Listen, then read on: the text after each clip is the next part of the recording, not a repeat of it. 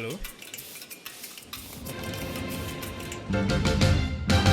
Selamat pagi, selamat bekerja, bersiaplah nikmati hari, jangan lengah saat melangkah, jadilah yang terbaik.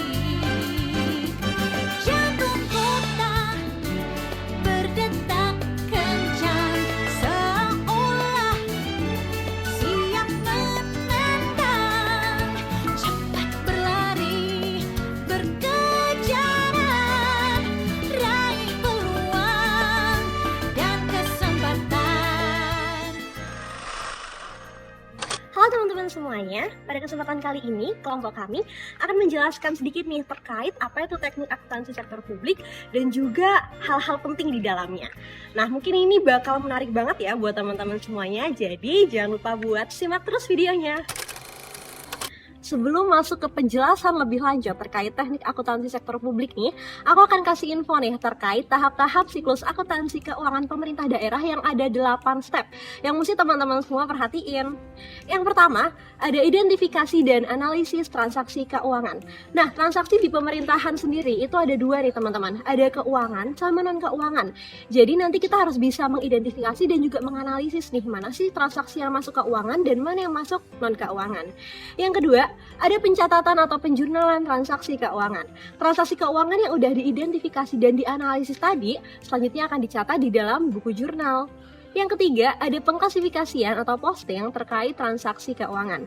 Setelah dicatat, transaksi tersebut akan diklasifikasikan dari buku jurnal ke rekening atau account masing-masing. Nah, kumpulan rekening itu toh tadi namanya tuh buku besar, sedangkan proses pengklasifikasiannya itu disebut posting. Yang keempat, ada penyusutan neraca saldo.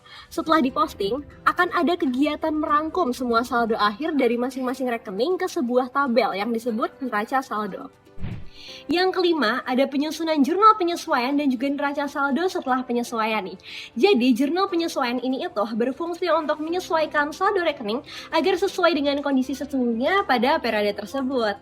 Yang keenam nih, ada penyusunan laporan keuangan SKPD atau Satuan Kerja Perangkat Daerah. Nah, penyusunan laporan ini itu berasal dari informasi transaksi keuangan yang tadinya ada di jurnal penyesuaian pada step kelima. Yang ketujuh, akan ada penyusunan kertas kerja konsolidasi dan laporan keuangan pemerintah daerah. Jadi, kertas kerja konsolidasi ini digunakan untuk menyusun laporan keuangan pemerintah daerah itu. Yang terakhir nih, yang ke-8, akan ada penyusunan jurnal penutup dan juga neraca saldo setelah penutupan. Tapi nih ya teman-teman, hal ini opsional. Kenapa? Karena hanya disusun untuk menutup rekening yang bersifat temporer, sehingga hanya tersisa saldo pada rekening yang bersifat permanen. Oke deh, itu dia tahapan dalam penyusunan siklus akuntansi keuangan daerah. Selanjutnya akan ada penjelasan ya terkait langkah penjurnalan secara umum yang akan dijelaskan oleh Nadia. Jadi jangan lupa simak terus videonya. Transaksi pemerintah daerah terdiri dari transaksi keuangan dan juga transaksi non-keuangan. Transaksi keuangan akan dicatat di dalam buku jurnal, sementara transaksi non-keuangan akan dicatat di dalam media lain seperti misalnya register surat pertanggungjawaban atau register surat perintah pembayaran atau register SPP. Nah, kemudian di sini ada yang dinamakan penjurnalan, yaitu proses pencatatan bukti transaksi ke dalam buku jurnal. Karena di dalam transaksi keuangan, transaksi atau kejadian akan mempengaruhi posisi keuangan perusahaan. Nah, kemudian buku jurnal sendiri adalah media yang digunakan oleh fungsi akuntansi untuk mencatat transaksi keuangan. Proses penjurnalan kemudian terbagi ke dalam beberapa langkah. Yang pertama, identifikasikan bukti transaksi keuangan terkait jenis, tanggal, nomor, nominal, pihak terkait, dan lain-lain. Nah, kemudian yang kedua, yaitu identifikasi rekening mana yang dipengaruhi oleh transaksi. Kemudian yang ketiga, kita harus menentukan apakah rekening tersebut bertambah atau berkurang. Jika rekening tersebut memiliki saldo normal di debit, maka jika bertambah akan ditambah di sisi debit dan berkurang akan dicatat di sisi kredit. Dan begitu pula sebaliknya untuk akun yang bersaldo normal di kredit. Nah, kemudian yang terakhir, kita akan mencatat transaksi tersebut ke dalam buku jurnal. Hari ini kita akan membahas dua sistem pelaporan keuangan dalam organisasi pemerintah yang melayani tujuan yang berbeda dan mengatasi kebutuhan yang berbeda juga. Yang pertama adalah sistem akuntansi anggaran. Sistem akuntansi anggaran ini juga dikenal sebagai sistem pelaporan realisasi anggaran yang merupakan alat penting dalam mencatat kontrak kerja untuk pelaksanaan program dan kegiatan yang tercantum dalam anggaran pemerintah. Tujuan utama dari sistem ini adalah memberikan informasi kepada masyarakat tentang kemampuan pemerintah dalam memenuhi kontrak dan janji yang dibuat kepada rakyat. Sistem ini didasarkan pada basis kas karena anggaran pemerintah itu disusun berdasarkan basis kas juga. Ini berarti bahwa setiap transaksi yang masuk atau yang keluar hanya dicatat ketika transaksi tersebut atau uang tersebut itu benar-benar dikeluarkan atau diterima. Nah, laporan yang dihasilkan dari sistem ini itu termasuk laporan realisasi anggaran, laporan perubahan surplus atau defisit setelah pembayaran anggaran. Yang kedua adalah sistem pelaporan keuangan berbasis akrual. Sistem pelaporan keuangan berbasis akrual ini juga dikenal sebagai sistem pelaporan keuangan yang digunakan untuk mencatat transaksi non-kas, aset, sumber daya, hak, kewajiban, dan perubahan ekuitas yang terjadi dalam hubungan antara pemerintah dan pihak lain. Sistem ini digunakan untuk menyusun berbagai laporan, termasuk laporan operasional, laporan perubahan ekuitas, neraca, dan laporan arus kas. Penting untuk dicatat bahwa implementasi dari pelaporan keuangan berbasis akrual ini di Indonesia baru diterapkan atau diwajibkan setelah pada tahun 2015. Oleh karena itu, entitas pemerintah di Indonesia menjalankan baik sistem pelaporan realisasi anggaran maupun sistem pelaporan keuangan secara bersamaan. Namun dalam konteks entitas publik, dalam hal ini adalah pemerintah, sistem pelaporan realisasi anggaran itu dianggap lebih penting karena mewakili kontrak antara pemerintah dan rakyat. Dalam mengelola negaranya, pemerintah memiliki dua sumber pendanaan. Yang pertama adalah pajak, dan yang kedua adalah hasil pengelolaan kekayaan alam. Pajak merupakan iuran yang diberikan oleh pemerintah kepada masyarakat. Sedangkan hasil pengelolaan kekayaan alam merupakan kekayaan alam yang diberikan masyarakat kepada pemerintah. Dalam pengelolaannya, pemerintah diwajibkan untuk melibatkan masyarakat. Keterlibatannya ini berupa persetujuan dari masyarakat, dan yang kedua adalah pengawasan dari masyarakat. Dalam hal persetujuan masyarakat, terdapat contoh yaitu APBD, yang dimana APBD ini merupakan persetujuan antara masyarakat dan pemerintah terkait kerja apa aja yang akan dilakukan oleh pemerintah. Nah, dalam hal pengawasan, terdapat akuntansi anggaran, yang dimana akuntansi anggaran merupakan sistem yang memberikan laporan realisasi dari hasil kerja pemerintah. Nah, dari akuntansi anggaran ini terdapat dua laporan. Yang pertama adalah laporan perubahan saldo, dan yang kedua adalah laporan realisasi anggaran. Nah, sebagai tambahan, akuntansi anggaran ini menggunakan basis kas. Secara matematis, persamaan dasar akuntansi untuk sistem pelaporan pelaksanaan anggaran diformulasikan sebagai berikut. Silpa atau SAL sama dengan pendapatan LRA atau laporan realisasi anggaran dikurangi dengan belanja, ditambah dengan penerimaan pembiayaan, dikurangi dengan pengeluaran pembiayaan. Persamaan dasar akuntansi ini akan mendasari seluruh proses dalam siklus akuntansi untuk pelaporan pelaksanaan anggaran. Aturan debit dan kredit dalam sistem pelaporan pelaksanaan anggaran memiliki beberapa pos.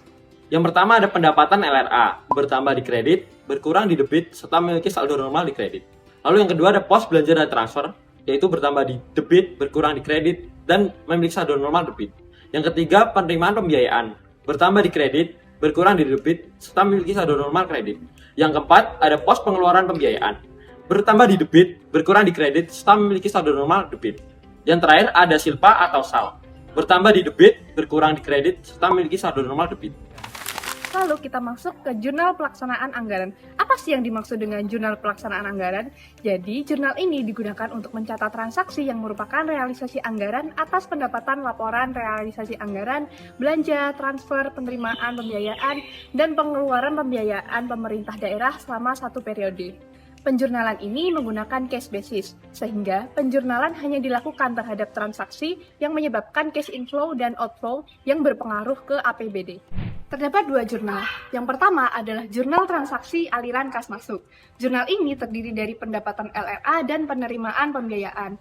Perubahan SAL atau saldo anggaran lebih berada di sisi debit, dan pendapatan LRA atau penerimaan pembiayaan berada di sisi kredit. Jurnal yang kedua adalah jurnal untuk transaksi aliran kas keluar yang terdiri dari belanja dan pengeluaran pembiayaan. Di sisi debit berisi rekening belanja, transfer, atau pengeluaran pembiayaan. Sedangkan di sisi kredit berisi rekening perubahan SAL. Kode rekening dalam jurnal pelaksanaan anggaran memiliki fungsi untuk mengidentifikasi jenis transaksi yang terjadi dan memudahkan pencatatan keuangan. Kode rekening ini juga membantu dalam pengelompokan transaksi dalam kelompok-kelompok tertentu seperti pendapatan, belanja, dan pembiayaan. Oke, selanjutnya mengenai akuntansi pelaporan finansial. Pemerintah tidak hanya menggunakan dana yang dianggarkan dalam APBD saja, tapi juga menggunakan aset yang dititipkan oleh rakyat kepadanya. Nah, melihat hal tersebut, maka pemerintah berkewajiban untuk memberikan pertanggungjelasan penggunaan anggaran atas aset rakyat yang dititipkan oleh pemerintah untuk digunakan dalam kegiatan operasionalnya. Namun, laporan pelaksanaan anggaran tidak tersedia informasi atas kewajiban pertanggungjelasan yang harus dilakukan oleh pemerintah. Maka, dibuatlah laporan keuangan finansial atau sistem pelaporan finansial. Nah, contohnya ini adalah laporan neraca, laporan operasional, laporan arus kas, dan laporan perubahan ekuitas yang menggunakan basis akrual. Persamaannya adalah sarana daerah sama dengan sumber-sumbernya. Nah, sarana daerah adalah kas dan setara kas, piutang, persediaan, investasi, aset tetap, dan aset lainnya yang bersumber dari utang kepada kreditor atau sarana bersih dari pemerintah daerah atau ekuitas. Nah, atau secara sederhana, sarana daerah itu adalah aset dan sumber-sumbernya adalah utang plus ekuitas. Atau persamaan lainnya nih, yaitu aset sama dengan utang plus ekuitas plus pendapatan minus beban. Nah, salah satu contoh dari laporan finansial adalah laporan neraca. Aturan debit dan kredit untuk sistem pelaporan finansial menjadi hal umum yang mungkin sudah lama kita ketahui atau kita pahami. Contohnya, pos debit dan kredit seperti gambar yang ada di bawah ini. Selanjutnya, kita akan membahas mengenai jurnal pelaporan finansial.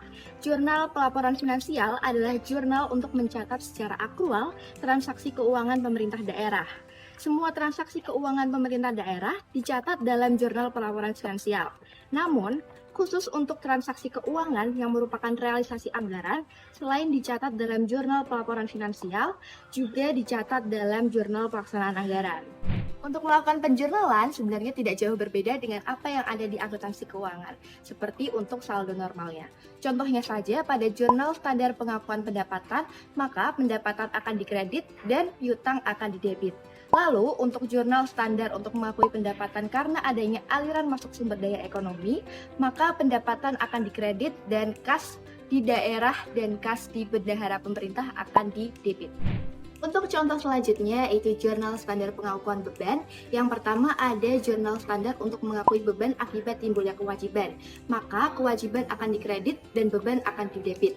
Lalu untuk standar untuk mengakui beban akibat terjadinya konsumsi aset, beban akan didebit dan aset akan dikredit. Oke, untuk contoh selanjutnya yaitu contoh ketiga, jurnal standar untuk mengakui piutang, saldo normalnya ada di debit. Lalu yang keempat untuk mengakui persediaan, saldo normalnya ada di debit. Dan yang kelima, untuk mengakui investasi, saldo normalnya ada di debit. Lalu yang keenam, untuk mengakui aset tetap, saldo normalnya ada di debit. Dan yang terakhir, jurnal standar untuk mengakui kewajiban, saldo normalnya ada di kredit. Demikian pembahasan kelompok kami tentang teknik akuntansi publik. Semoga teman-teman semua bisa mengambil seluruh manfaat dalam video ini. Sampai jumpa lagi.